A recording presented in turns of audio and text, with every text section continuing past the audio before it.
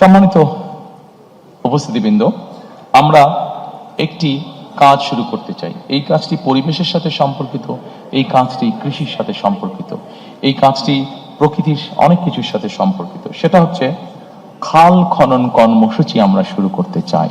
খাল খনন কর্মসূচি আমরা দেখেছি দেশে গ্রামে যেরকম পপুলার, একইভাবে শহর অঞ্চলগুলোতেও খাল খনন কর্মসূচি অনেক পপুলার। এবং খাল খনন কর্মসূচি আমরা কেন তৈরি করতে চাই, আমি আপনাদেরকে সংক্ষেপে কয়েকটি উদাহরণ দিতে চাই। সম্মানিত উপস্থিতিবৃন্দ, আমাদের খাল খনন কর্মসূচি যে পরিকল্পনা আছে, সেই পরিকল্পনার মধ্যে 20,000 কিলোমিটার ক্যানেল ডিগিং আমরা করতে চাই সারা দেশ মিলে। এখন এর অনেকগুলো কারণ আছে। আমি খুব সংক্ষেপে আপনাদেরকে একটি উদাহরণ দিয়ে বোঝানোর চেষ্টা করতে চাই। আপনাদের নিশ্চয়ই অনেকের মনে আছে, 1 বছর আগে হঠাৎ করে একটি ফ্লাড হয়েছিল নোয়াখালী অঞ্চলে, গ্রেটার নোয়াখালী অঞ্চলে। দয়া করে আপনারা সকলে একটা সুইমিং পুলের কথা চিন্তা করুন, যে এই সুইমিং পুলটার radius 50 square mile, average depth হচ্ছে 7 ফিট। আমরা যদি এরকম একটা সুইমিং পুল চিন্তা করি, সেই নোয়াখালী অঞ্চলে যে বন্যাটা হয়েছিল, আমরা যদি পুরোটাকে এরকম একটা সুইমিং পুল চিন্তা করি, তাহলে চিন্তা করে দেখবেন ওই পানি যেটা হয়েছিল সেটা কিন্তু 15 দিন পরে চলে গিয়েছিল। কিন্তু আমরা যদি একটা 50 স্কোয়ার মাইলের একটা সুইমিং পুল, যেটার এভারেজ ডেপথ হচ্ছে 7 ফিট, আমরা যদি এই পরিমাণ পানিকে, যে পানিটি আমাদের কাছে থাকবে যতক্ষণ আমাদের প্রয়োজন, 7-15 দিনে চলে যাবে না। যদি আমরা এই পানিটিকে ধরে রাখতে চাই, ধরে রাখার ব্যবস্থা করতে চাই, তাহলে আমাদেরকে অবশ্যই খাল খনন করতে হবে। প্রিয় উপস্থিতিবৃন্দ, খাল খনন আমাদেরকে আরেকটি কারণে করতে হবে।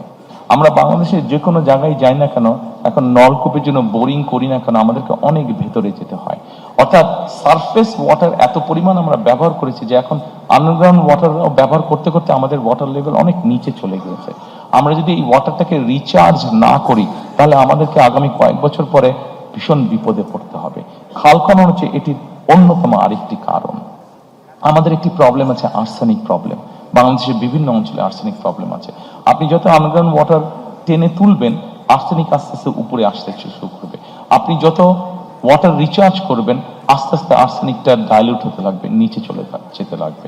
কাজেই বিভিন্ন বিষয়ে যদি আমরা বিবেচনা করি, সম্মানিত উপস্থিতিবৃন্দ, আপনারা নিশ্চয়ই লক্ষ্য করেন অনেক সময় যখন ঢাকা থেকে একটু বাইরে টেরে যান, আপনারা বাই রোড যান, আপনারা খেয়াল করে দেখবেন রাস্তার দুই ধারে কম বেশি যেই গাছগুলো থাকে, দেখবেন গাছগুলো কেমন যেন নেতিয়ে পড়েছে। এই নেতিয়ে পড়ার আরেকটা কারণ হচ্ছে ওই এলাকায় যে আন্ডারগ্রাউন্ড ওয়াটার লেভেল আছে এত নিচে চলে গিয়েছে যে গাছগুলো তার শিকড় আর নিচে পাঠাতে পারে না, এত নিচে চলে গিয়েছে। কাজে আমাদের এই প্রকৃতিকেও যদি আমাদের ঠিক করতে হয়, ধীরে ধীরে যদি আবার একটা স্বাভাবিক পরিস্থিতি ফিরিয়ে আনতে হয়, তাহলে আমাদের ক্যানেল ডিগিং করা অত্যন্ত প্রয়োজন। আমাদের পরিকল্পনার মধ্যে একটি রয়েছে বরেন্দ্র প্রকল্প পুনর্চালুকরণ করা। এই বরেন্দ্র প্রকল্প সম্পর্কে আপনাদের অনেকেরই ধারণা আছে। এটি রাজশাহী, চাঁপাইনবাবগঞ্জ, রাজশাহী ওইদিকে শুরু হয়েছিল এবং এটির বিস্তার মোটামুটি ঠাকুরগাঁ, পঞ্চগড় পর্যন্ত। এই বরেন্দ্র প্রকল্প চালু করার পরে আমাদের পুরো উত্তরাঞ্চলের কৃষির উৎপাদনই একদম পাল্টে গিয়েছিল। এই প্রকল্পটি মোটামুটি ভাবে এখন অলমোস্ট মৃতপ্রায়। আমরা চাই এই প্রকল্পটিকে আবার চালু করার জন্য। সম্মানিত উপস্থিতিবৃন্দ, আমাদের এই কৃষি এবং খাদ্যের মধ্যে আপনি যদি খেয়াল করেন, ডান দিকে একটি আছে জলবায়ু ঝুঁকি মোকাবেলা। জলবায়ু ঝুঁকি মোকাবেলা আমরা সিদ্ধান্ত গ্রহণ করেছি, আমরা পরিকল্পনা গ্রহণ করেছি যে এই ঝুঁকিটা আমাদের জন্য অত্যন্ত রিস্কি একটা ঝুঁকি। আমরা যদি দেখি আমাদের দক্ষিণাঞ্চল যেভাবে গাছপালা মরে যাচ্ছে, দক্ষিণাঞ্চলে যেভাবে নদী নালা শুকিয়ে যাচ্ছে, যেভাবে সমুদ্রের পানি উপরে উঠে আসছে, আমরা যদি দেখি আমাদের সারা বাংলাদেশে কিভাবে ফরেস্টেশন ধীরে ধীরে কমে যাচ্ছে, তাহলে আমাদেরকে ইমিডিয়েট এই কাজটিতে হাত দিতে হবে। এবং আমরা ঠিক করেছি 5 বছরে আমরা চেষ্টা করব, 5 বছরে আমরা চেষ্টা করব, যদিও খুব অ্যাম্বিশিয়াস প্রোগ্রাম, তারপরে আমাদের পরিকল্পনা আছে এবং 5 বছরে আমরা চেষ্টা করছি প্রায় 50 কোটির কাছাকাছি বৃক্ষ রোপণ করার জন্য।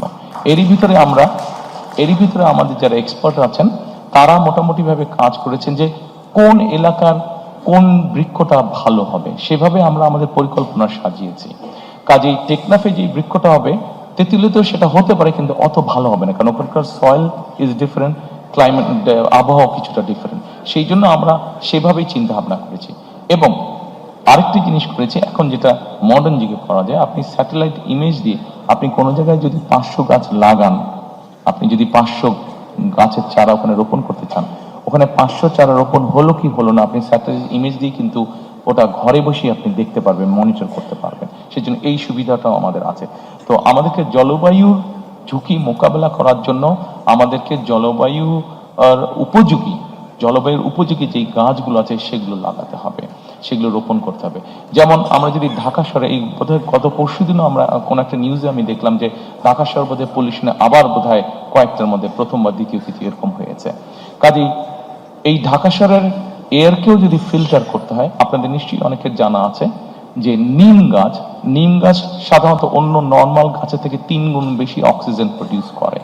কাজে আমরা যদি নিম গাছ প্রচুর পরিমাণে ঢাকা শহরে লাগাতে সক্ষম হই, রোপণ করতে সক্ষম হই, তাহলে আমরা কিছুটা হলেও আমাদের ঢাকা শহরের বাতাসকে আমরা ফিল্টার করতে পারবো।